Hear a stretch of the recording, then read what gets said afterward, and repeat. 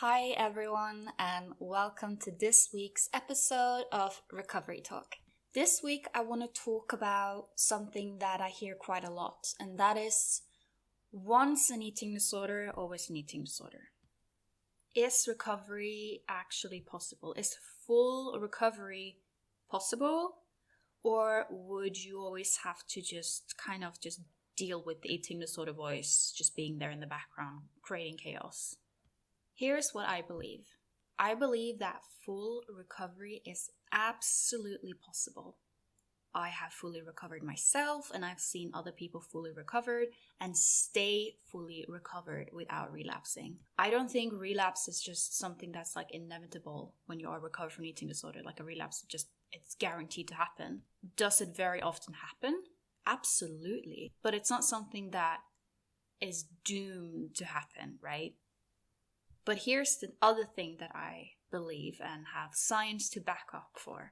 That is that when you have had an eating disorder, you're always going to have that vulnerability, meaning that you can never diet again. And if you do, that puts you in a very high risk of relapse. I'm not saying that everyone who has had an eating disorder who goes on a diet automatically relapses. That's not what I'm saying. But what I'm saying is that there is a high chance that if you go on some form of restrictive diet after an eating disorder, you'll notice certain thoughts and feelings and behaviors coming creeping back. And here is the thing, and this some people find a little bit surprising.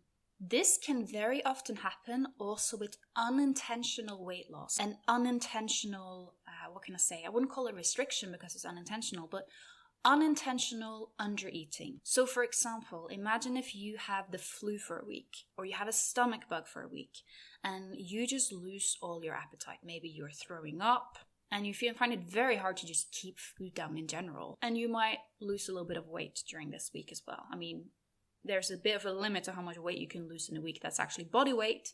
But yeah, basically have a week where you are taking in way too little energy. And what I very often hear from people experiencing being sick for even just a few days or a week is that they notice that certain thoughts come back.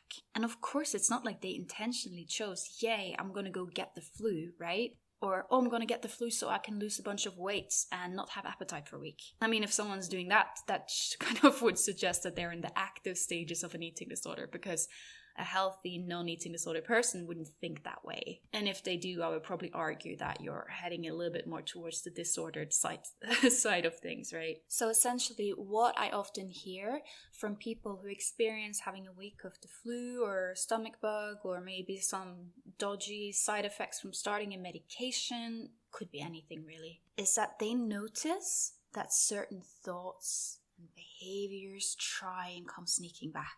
They notice that they suddenly get a little bit of a high from not eating, and they're like, oh, it would be very tempting to just skip breakfast. And this will happen when they are, towards the path of recovery. They suddenly notice, oh, I'm fine, I don't have the stomach bug anymore. Now I can eat normally again. And then they're like, oh, but actually, I kind of feel like skipping breakfast today. That would be great. And also, should I go for a very long walk? Yeah, definitely. Good idea. And ooh, interesting. Maybe it seems like I lost a bit of weight from this stomach bug. Let me make sure not to gain that back. And actually, when I think about it, I'm looking myself in the mirror now. I could probably lose a little bit more. I mean, why quit now? I had forgotten how good it feels to be hungry. Can you hear it? This is what I mean. These things come kind of creeping back, and people are like, ooh, that's so weird, because I didn't intentionally. It's not like I was like, I'm going to start a diet, right? It's people actually experiencing a week of undernourishment that was not intended. And this is why so much of the work I do when I work with clients is to prepare for those times and have a bit of a backup plan for what you're going to do when your appetite is gone and when you have had a period where maybe you haven't gotten enough food in and you feel certain thoughts and behaviors and urges come creeping back. Because here's the thing, I see an eating disorder a little bit like a light switch, right? Restriction can really quickly turn on that light switch. So what we want to do is we want to turn it back off, right? We want to keep that light switch off. And in order to turn the light switch off, we need refeeding. We need you to eat more, rest up, Allow yourself to recover from this period of undereating. Even if it was just a few days, even if it was just a week, you need to eat to get out of the undernourishment stage. If you all of a sudden now, after having had a period of a stomach bug or virus or whatsoever, or medication side effects, stress whatsoever, had a period where you haven't eaten that much, and you suddenly now feel like because you haven't eaten that much, you feel like not eating, that is a clear sign that you really, really need to eat, and you need to do it right now. And if you do feel like eating, you also need to eat. So basically what we want to do, we want to turn the switch off, right? The switch got turned on from a period of undernourishment, and we want to turn it off by renourishing you. Would I call this a relapse? No. I would call it a relapse if the switch don't get turned back off, right? But if it stays on, of course, that will be a relapse. I see this so often working with clients that they'll do very well and then they have a stomach bug, or they'll start new medication, or they have a flu or a cold, or something will happen. They have a grief whatsoever, and their appetite goes down and they end up not eating enough for, could literally just be like a few days or a week. And then suddenly they will just be like, whoa, this is kind of creepy. I suddenly feel things and thoughts and feelings coming back that I haven't had since before we started working together. What's going on? Am I relapsing? And I always explain to them, what's going on. And we always make a very, very specific plan to get back on track. Like, we will very much in those moments, we'll focus on getting the food in. We will set specific plans like, okay, we need to get you back on track with the food, and, rest, of course, if that's been an issue as well.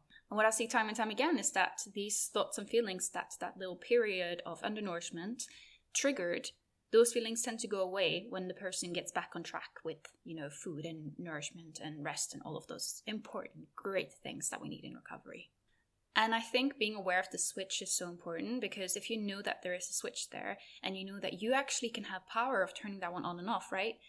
That gives you so much power. Instead of feeling like your eating disorder is just this mysterious thing that just comes and attacks you and you have no control over it, you can actually see that you can do certain behaviors that make it harder for the eating disorder to take control again, right? This is not to say that an eating disorder is a choice. This is not to say that relapse is a choice. That's not really how I operate. But I always say that recovery is a choice. And I think that awareness about what you can control is really, really helpful in recovery. When I say that I'm fully recovered from an eating disorder, very often people don't believe me. And that's been a bit of a pattern for many, many years. I, at one point, just decided I'm not going to post food anymore. Partly because I was less food obsessed and I didn't care that much, but also because it became really exhausting, because no matter what I would post, someone would find some kind of symptom of an eating disorder in what I was posting. If I would post that I was enjoying myself and having a bunch of sweets and chocolate, I would be accused of, binging. And if I would post myself, if I post that I had a plate of fruits, I will be accused of, restricting, right? So it's like I could not win. I could not win. If I said I went for a walk, that would be seen as, me restricting. But then if I admit it, which is the truth, that I'm actually not really that active, that would also be seen as, am I avoiding exercise because I'm in my eating disorder, right? It's like, no, it's just that not everyone loves going for a run. I mean, I just don't really like it. It's fine. I just don't like it. Maybe one day I'll like it. But no, it's just not my thing. Or I would just flat out be accused of lying and secretly being this gym bunny. Like this closet gym bunny. And fun fact, it was never my thing. During my eating disorder, I didn't exercise. Like at all. I was completely sedentary. Yeah. And then I also often had people who were really focus on my body, which also made me be more careful like what I post on Instagram. Like maybe I shouldn't post myself with tight clothing. Maybe I shouldn't post myself in a bikini, because people will be like, have you gained weight? Have you lost weight? And that became kind of exhausting, because now it's kind of like, okay, what was there left to post, right? And I think it's important to highlight that the people who would make these comments were people with eating disorders themselves. Because the people around me that, especially those who were close with me and saw me from day to day, they did not make those comments. Because there is not really anything to comment on, right? But I think that people with eating disorder can be a bit more, what can I say? I think people with eating disorder, whether someone who have an eating disorder or have had an eating disorder, and I mean, me as someone who have had an eating disorder, I know that I'm more able to spot eating disorders in other people than someone without an eating disorder is. I just remember during the depths of my eating disorder, in my head, everyone around me had an eating disorder, or at least some form of disordered eating. I saw eating disorders everywhere. I even thought my dog had an eating disorder. I would accuse family members. It was like ridiculous. And I was just like, oh my God, everyone has an eating disorder. The whole world has an eating disorder. How can I recover when everyone is sick, right? And then now, am I able to spot eating disorders quicker than someone else because it is literally my profession to do so? I mean, yeah. But it's also not something that I will intentionally look for right now. If I were to go for a dinner with a bunch of people, I wouldn't really look at what the other people are ordering. Are they eating slow? Are they not eating the pasta on the side and only having the chicken? Like, what are they doing? I wouldn't look at it because it's like I wouldn't really register it. I would probably focus on other things. I always tell this to people in recovery because for them it's like, wait, but everyone has an eating disorder. How am I going to recover when everyone around me is so triggering? And I try telling that, yeah, it's a little bit like a pregnant person who will see pregnant people everywhere, right? And that can be a big relief knowing that you're not always going to be tuned into seeing disorder everywhere. And I had such an annoying experience with this because in my last episode, I literally say, so I'm seeing a psychotherapist, but not for my eating disorder. I wanted to clarify that I'm fine in terms of past eating disorder issues. I was going to a psychotherapist for something else, but what ended up, because of the way I phrased it, ended up seeing like I have an eating disorder, but I'm doing the therapy for something else than my eating disorder, right? And afterwards I was just like, because I didn't know how to go back and edit it because I already like deleted the original episode because I have so little space on my computer for making these episodes every week. And I was just like, oh, great. I'm going to be accused of secretly having an eating disorder again and just tricking everyone. Okay, I do think most people knew what I meant. But still, I was just thinking, oh my God, should I delete the whole thing? And also because I talk so much about my eating disorder past that sometimes I literally just kind of phrase it wrong, to be honest. And part of why I use my past so much is that I want to remind you guys, I'm not some like authority figure above you just talking down to you. Like, I am here with you. I have been there. I've done that. I see myself as part of this community, even though I'm recovered. But that can also sometimes mean that I will talk almost like I am like in the middle of an eating disorder. But I also kind of like that these episodes are very like raw and, you know, that there are going to be slip-ups. There are going to be times where I say something that I could have phrased in a better way. There are times where I say something and I use the wrong word. I mispronounce things. You know, that's going to happen. I'll blame it on my ADD. Or I'll blame it on literally being a human being. But yeah, I have been quite transparent with the fact that I haven't always, you know, even since after my recovery, I haven't had always the perfect mental health. I have struggled like so many. And especially I've been talking about my struggle with anxiety and especially claustrophobia, panic disorder, and how I have some very specific phobias that I've worked very hard to keep at bay with exposure therapy. That's kind of what's really worked for me. I've been very transparent about that. I'll never pretend that I'm just like above mental struggles because I'm not. None of us are. But an eating disorder is no longer part of my struggle. And actually, I would say that I feel like when it comes to my relationship with food and body, I feel like I have a better relationship with food and body than most people that don't even have an eating disorder, have never had an eating disorder. And this is something I see very often with people who have recovered. If someone has a very firm, steady recovery and really worked on their values, they might actually find that their relationship with food and body is healthier than maybe it was before the eating disorder, and also healthier than a lot of people around them without eating disorders. And this is something I keep thinking about. If I hadn't had an eating disorder, would I have been one of those people who on and off diet? Would I have been one of those people who just randomly cut out a random food group because I read so in the magazine? Would I be one of those people who are just constantly critical of my own body? So could it be that my eating disorder maybe saved me a little bit in a way? It saved me from dieting? Because I know now that with my eating disorder past, I can never diet again. And I mean, I don't have any desire to either. It's not like I'm like, oh, damn it, I wish I could diet.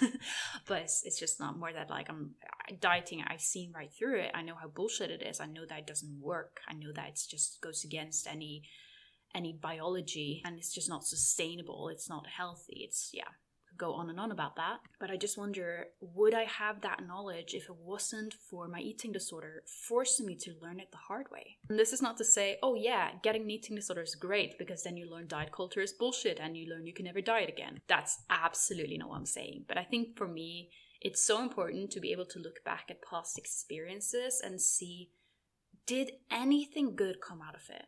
Because for such a long time I was looking back at my eating disorder and I was just like, oh my god, what a freaking waste. I lost my, those years of my life that I should have done all of these fun things. I should have gone out with friends. I should have been like dating. I should have done all of these things when I was in my teens and I didn't. And that sometimes makes me feel very like sad to think about. But I always try to think, did I learn anything from it? Did anything positive come out of it? And I do think that could be a benefit, that could be a nice lesson. I've learned to see right through diet culture BS. And I think the thought of never dieting again, for some people, that can just be the biggest relief. Whilst for other people, it's almost like a grief, I think it's so interesting to see how a lot of people with eating disorders respond to the thought of dieting or cutting out foods or food groups with almost excitement. For instance, I've heard people with eating disorders who even the thought of being on like an elimination diet. Imagine if someone has a suspected case of celiac disease and they need to do an elimination diet, right? The thought of that excites them. Whilst most often, a person without an eating disorder will just be like, oh, this friggin' sucks. I think this is part why a lot of people with eating disorder get so drawn towards all sorts of ways of eating / diets that eliminate one thing or another, even though it's not necessarily related to weight loss. It might be for some people, but very often just the thought of like eliminating a specific type of food creates some excitement because it gives that little control, it gives that food focus. Like, yes, I'm allowed to engage in a tiny bit of those behaviors. I'm not saying this is a case for everyone, of course. I am at a point now where if I were to go on an elimination diet because I had to, I would not be happy about it at all. I'd be like, oh, this is so annoying. In general, I think that if you react to the prospect of cutting out a food, whether that be for perfectly healthy reasons or not, that could be an indicator that there's something to work with there, right? And of course, there are cases where that would not apply. Imagine if you have a suspected case of actual celiac disease and you're in crippling pain, then of course you might feel excited by the thought of not having those symptoms anymore. So you might feel excited by the thought of, not eating bread that has gluten in it for that reason. So again, there is nuance and balance here. I feel like nuance and balance is just something I keep repeating in like every episode, but I do have to keep repeating it because I know most people, they already know, of course there's nuance and balance, I don't need to say it, but there are some people who don't see it that way, and where if I don't say anything, if I say something and I don't include the exact situations where things might be otherwise, or include every like nuance, every alternative explanation, people are like, so what you're saying is, and I'm just like, no, that's not what I'm saying, but that's what you are hearing. But yeah, anyways, I guess kind of to conclude, back to, the original question is, once an eating disorder, always an eating disorder, I will say no, I don't believe that's how it is, but I believe once an eating disorder, always a vulnerability. And how you see that vulnerability really depends on, how you see things in general. I am an optimist. Some people might find that annoying. I feel like I haven't had a choice. If I hadn't been an optimist, I don't think I would have, made it through life. I have to be an optimist because the alternative is just too depressing for me, right? So I choose to see things positively. Of course, I see things realistically. It doesn't mean that I'm like toxic positivity or anything like that. But I try and see, well, is there something helpful here? Is there something we can learn from here? I don't think that's toxic positivity. I think that is literally being a likable human being to be around, because nobody wants to be around the opposite, right? So instead of seeing that vulnerability as this awful thing, this awful ticking bomb, I instead see it as, that means that I can never diet again. What a relief. That means that I just have to be a bit more in tune with myself and my body and my needs and protect my mental space. That means that I shouldn't engage in all of this diet culture bullshit. And that's a relief. That's great. That's how I choose to see it. Some people might agree. Other people might be like, that's ridiculous. But yeah, I can't deny that having an eating disorder, having had an eating disorder, puts you in higher risk of relapse. Because saying that, oh no, that's not the case once you recover, it's just, no risk, right? That is just statistically incorrect, right? Statistics show time and time again that an eating disorder does have a high risk of relapse. But I also want to remind you that a relapse doesn't necessarily mean the end, right? You can get out of a relapse. And I think in addition to early prevention for eating disorders, I think relapse prevention as well is so important. These two things, I believe, are crucial things when it comes to eating disorders, yet often they are, I feel, quite neglected, especially like by treatment professionals. Of course, not everyone, but I feel like a lot of treatment professionals, they focus more in like the acute stages of an eating disorder rather than, okay, how can we prevent an eating disorder from happening in the earliest stages? And also, how can we prevent it from reoccurring? Of course, some practitioners are like that, but not everyone. There are some that are amazing in terms of preventing relapse and really make that a focus.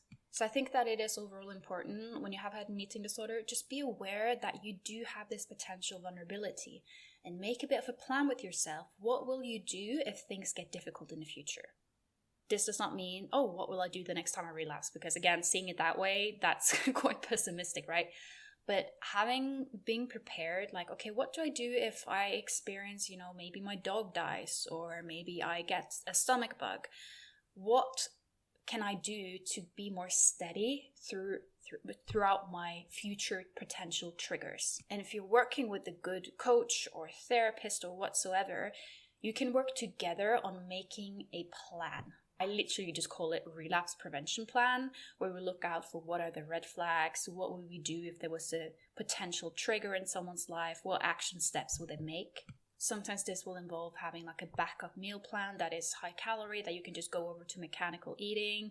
Other times would mean, seeking out help, specific places. I always tell my clients that in the future, if they have something unexpected, if they have an emergency, if they have a relapse, anything happens, they can reach out to me and I will prioritize them on my wait list. And this was the same thing when I went to eating disorder treatment. I was essentially told that if I have a relapse, I wouldn't need to go through the whole process again with waiting for months for treatment.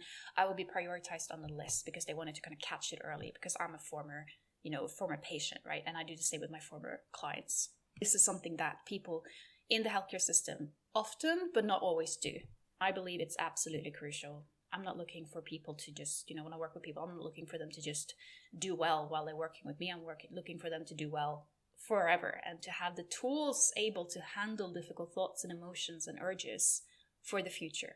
So perhaps instead of seeing this vulnerability as an awful ticking bomb, like I mentioned earlier, what about trying to reframe it as something that could potentially be a strength? Because it does give you the reason to really vamp up your self-care. Not saying that you should need a reason to vamp up your self-care and protect yourself, but I think that for a lot of people, actually, knowing that they have that vulnerability, that could lead them towards the path of, for instance, learning to set boundaries or unlearning diet culture. So many people I talk with, they're not really good at setting boundaries, but they came to a point with their eating disorder and recovery where they had someone around them, they were constantly talking about dieting, and that is what made them set boundaries and learn to set boundaries. And that is something that applies in different areas of their life. They started getting interested in learning to set boundaries because their aunt would never stop talking about her diet. But actually, this skill of boundary setting happened to have a really good effect on their relationship with their parents or with their friends or with their partner. So can you see how, an eating disorder recovery therefrom can teach you a certain kindness towards yourself and encourage you to learn certain tools to protect yourself that you can apply in other areas of your life? Or for example, someone might work, because of their recovery, they might work on learning to exit toxic conversations where there's, diet talk. And then they realize, because they learned this skill, they notice now that they can do that also in conversations that aren't necessarily about diet culture or anything, but they exit conversation where someone is talking badly about someone else, someone is gossiping, someone is talking about things that they don't want to be part of. They learn how to, step away from those people in conversations in general. Or they learn to let themselves rest. And this also means in general rest. It could mean, not taking on all that extra work from your boss just because you feel like you should, and learning to say no and learning to prioritize rest, scheduling in rest, listening to your body, and being amazed over your body and all the things it do for you. This was a big thing for me during my recovery. Seeing and feeling my body healing itself was just incredibly powerful, and it gave me a brand new respect for my body, and it made me want to take care of myself. It made me think, well, I really need to prioritize sleep. I need to prioritize rest, you know. It made me want to really care for this body the way it had cared for me, because this body literally fought so hard to keep me alive when I tried to kill it. Don't we owe our bodies that? Don't we owe to give back to our bodies the love that we withheld from it for so long? So try and think, could there be a lesson in the pain? Because very often it is. That doesn't mean that the pain was a good thing. It doesn't mean that the pain was worth it, not at all. It just means that maybe somewhere deep in there was a lesson. And if you reject this type of view, that's completely fine. I know some of you are just like, no, shit happens for no reason. And you know what, that's completely okay. It's just, I guess, how I see it. And yeah, just wanted to share it in case someone else maybe resonated with it. So in general, eating disorder recovery is all about choosing to tap out of diet culture, being able to spot diet culture, but also being more realistic about the fact that no, not everyone has an eating disorder, but a lot of people are engaging in behaviors that are kind of dodgy. And you can choose not to do that. If anything, your eating disorder past gives you a very good reason not to do it. Not that if you haven't had an eating disorder, you could just, let's just go diet and ruin your body. No. But it is a hard-earned lesson, isn't it? Anyways, guys, so for today's listener question, it is about set point weight, and if I could explain a bit more about set point and, how do you know you're at your set point? And here's the thing. I will, and I have. Because I already recorded a whole episode on this, and it will come out in, I think, a few weeks. Just because now we have a holiday season coming up, and I have a few episodes just about, surviving the holiday, basically. So I will put those out. But then I think it will be around maybe January. I will publish the episode, which I have recorded and ready, about set point weight, where I explain everything around that. So essentially, rather than just a quick answer, I wanted to give a whole episode, 25, 30 minutes or so, explaining it. So I hope you guys will enjoy that episode. It will come out in a few weeks' time, as soon as we are over the holiday season. Wishing you all the very best, and I will see you all next week.